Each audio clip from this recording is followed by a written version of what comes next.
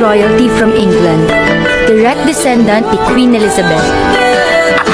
Baliw. Eto si Eya, Ambitious frog? Kokak. ang medyo pangit na may-ari ng diary. 3,500 kada buwan, 1 month advance, 1 month deposit, 5,000 deposit sa Meralco, 2,500 sa tubig, 4 kayo sa kwarto, bawal ng tila ng boyfriend, saka bawal mag-alaga ng aso. O ano, kukunin mo ba? Hindi na ho. May boyfriend kasi ako eh.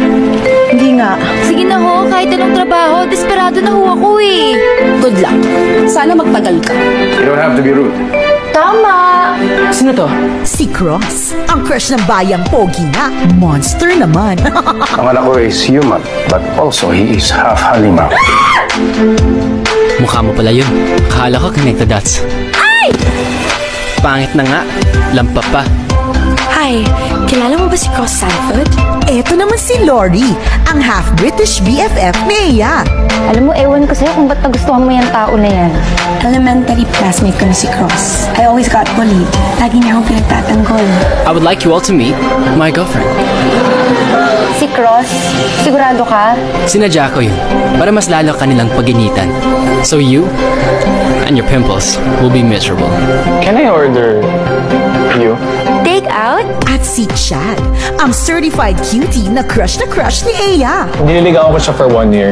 Hindi pa ako sinasagot eh. Kasi may iba siyang gusto. Tanga pumili ni Lori. Chad loves Lori. Mahal na mahal kita. Lori loves Cross. Cross, I love you. Eh, sino kaya love ni Cross? Bakit ang pangit mo? Sa mo tinatago yung sungay puntot mo. Pag di ka dumating, patay ka sa akin. Para mapansin ka naman ni Cross. Kasi, bagay kayo. Inihahandog ng Viva Films, sina James Reid, Yasi Pressman, Andre Paras, and Nadine Lustre. Gusto niyang pakita sa lahat ng tao, wala siyang kailangan kahit na kanino. Sa isang kwento ng pag-ibig na di mo inaasahan. Para sa taong di mo inaakala.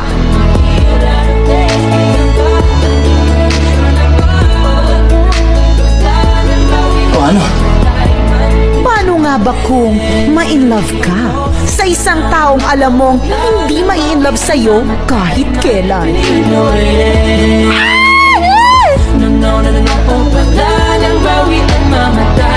Sige na.